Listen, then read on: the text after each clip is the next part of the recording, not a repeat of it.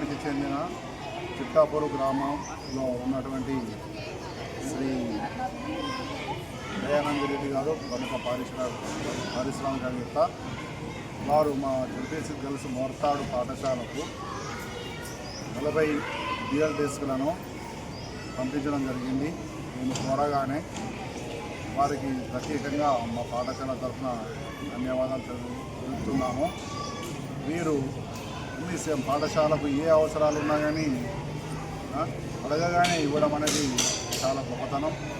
వారి యొక్క గుణానికి మేము చాలా అందరం సంతోషం వ్యక్తం చేస్తున్నాము.